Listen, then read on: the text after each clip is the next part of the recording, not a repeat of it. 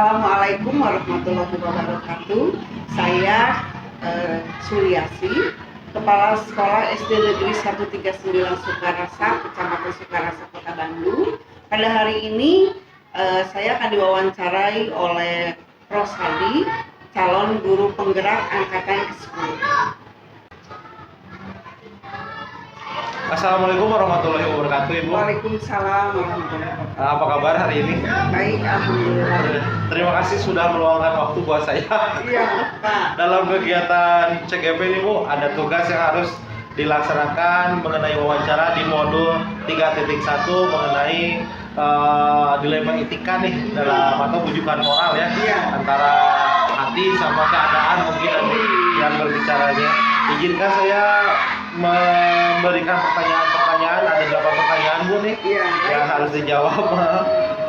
Yang pertama nih, Bu, selama ini bagaimana Ibu dapat mengidentifikasi kasus-kasus yang merupakan dilema etika atau bujukan moral? Bagaimana nih, Bu? Kalau Ibu secara khusus untuk mengidentifikasi kasus dilema itu tidak ya, tapi Ibu melihat secara kasus saat itu berlangsung berdasarkan peraturan yang berlaku di sekolah gitu. Saat berlangsung, Bu ya? Iya, langsung selesaikan saat itu juga. Betul. Baik. Selama ini bagaimana menjalankan keputusan di sekolah nih, terutama untuk kasus-kasus di mana ada dua kepentingan yang sama mengandung nilai kebajikan. Biasanya Ibu menyelesaikan itu dengan cara musyawarah dengan warga sekolah yang terlibat di dalamnya. Itu ada guru, ada orang tua, ada komite sekolah untuk menyelesaikan kasus yang sedang berlangsung. Walaupun ada dua kepentingan yang sama, Bu ya. Tapi mungkin dipilih yang terbaik, Bu ya. Iya, betul. Kemudian langkah-langkah nih, prosedur seperti apa yang biasa dilakukan sama Ibu nih selama ini nih? Langkah yang dilakukan Ibu selama ini untuk menyelesaikan kasus-kasus dilema ini biasanya dengan cara musyawarah, duduk bersama antara dua kepentingan yang berbeda. Ya, yang diundang itu biasanya ya guru, warga sekolah, guru ya. Iya. Oh, jadi balik lagi ke musyawarah, Bu ya? Iya, betul.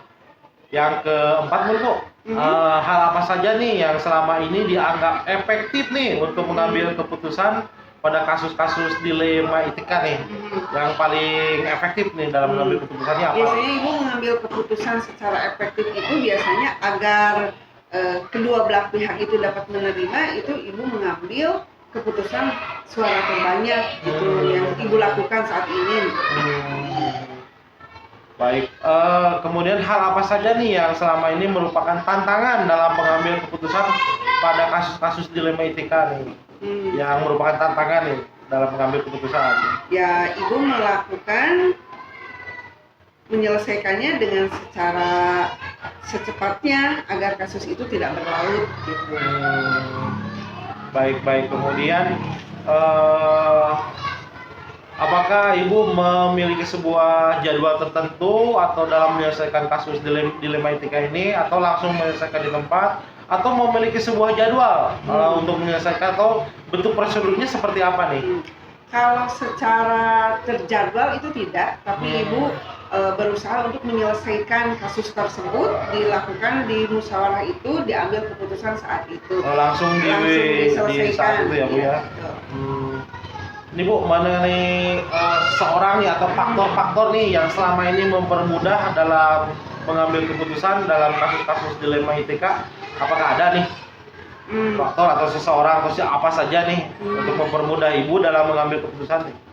Ya, faktornya mah itu saja Pak Rosadi ya, Ibu mengambil keputusan itu secara bersama untuk kepentingan bersama juga, untuk kepentingan umum gitu.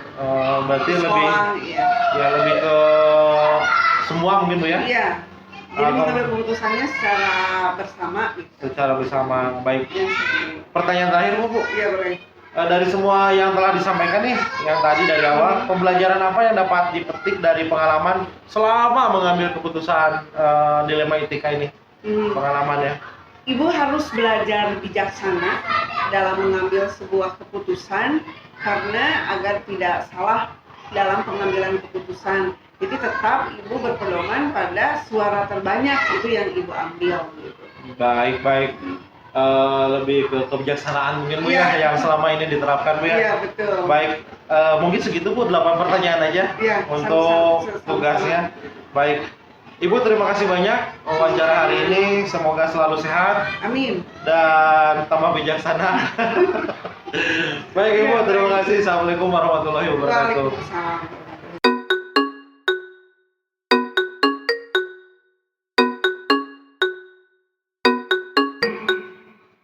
Assalamualaikum warahmatullahi wabarakatuh.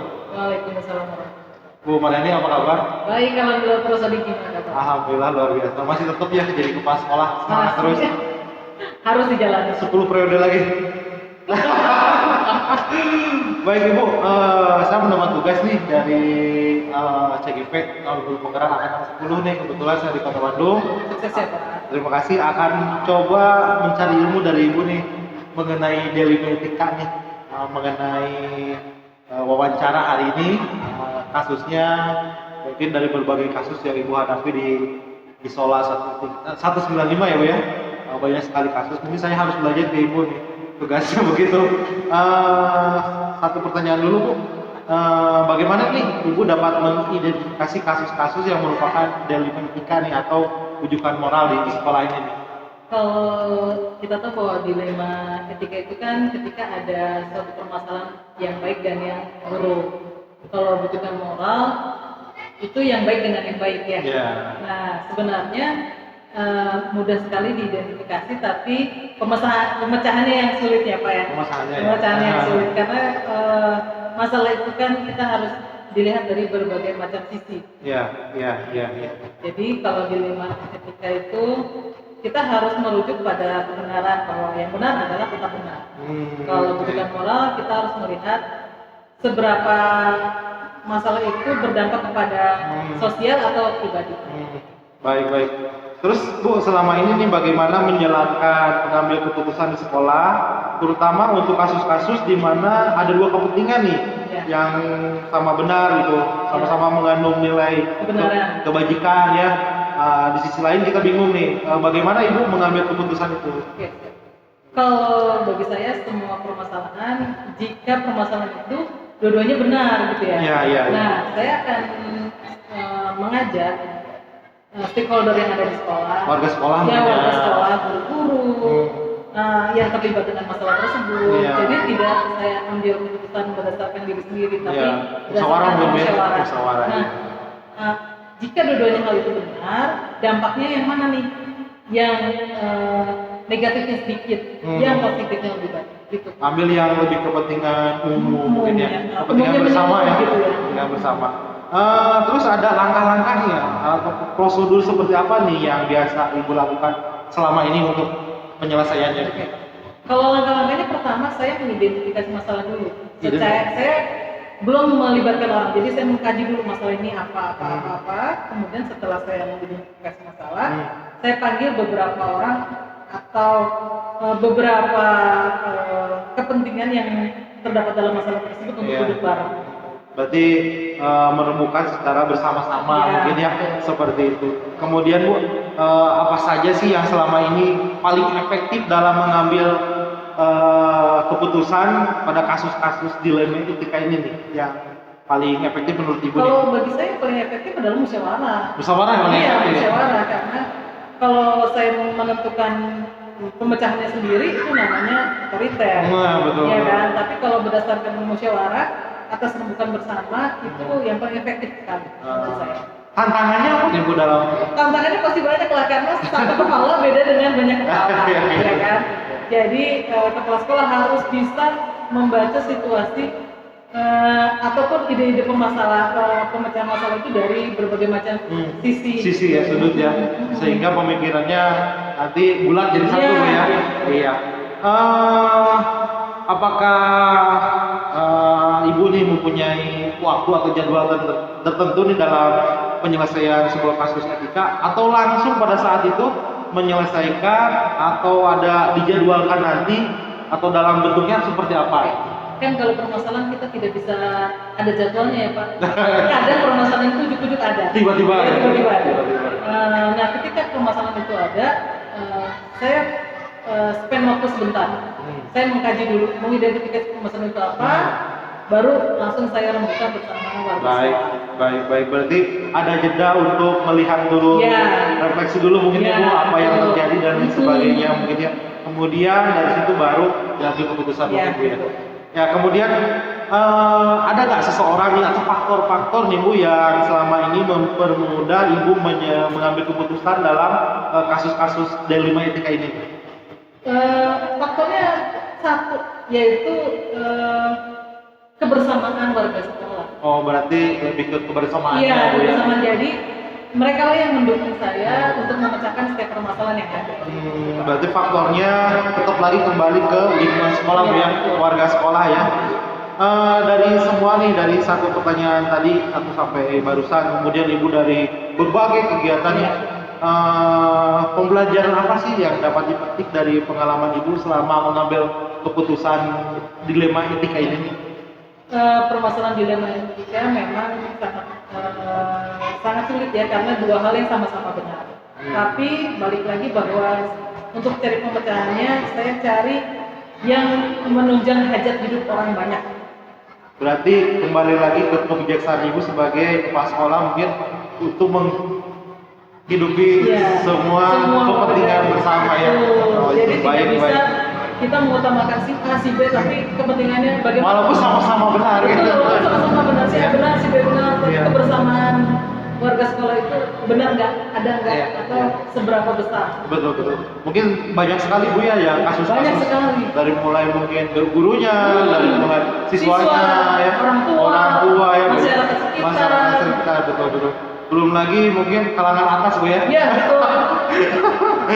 Baik, Ibu Mariani terima kasih banyak nih. Sama-sama Bapak, sukses selalu. Terima kasih. Saya nanti insya Allah berkunjung lagi ke sini Iya. untuk menimba ilmu. Terima kasih atas wawancaranya. Semoga ini menjadi ilmu buat saya. Baik, sukses selalu Bu Mariani. Sama-sama Bapak. Baik, terima kasih. Assalamualaikum warahmatullahi wabarakatuh. Waalaikumsalam. Assalamualaikum warahmatullahi wabarakatuh. Nama saya Mariani Suryani. Saya kepala sekolah SDN 1 Sekolah Kota Bandung. Saya akan diwawancarai oleh Pak Rosadi, guru hebat, guru keren. Dulu saya pernah PLT di SDN 139 Sukarasa, guru yang kreatif, inovatif, dan super duper. Terima kasih.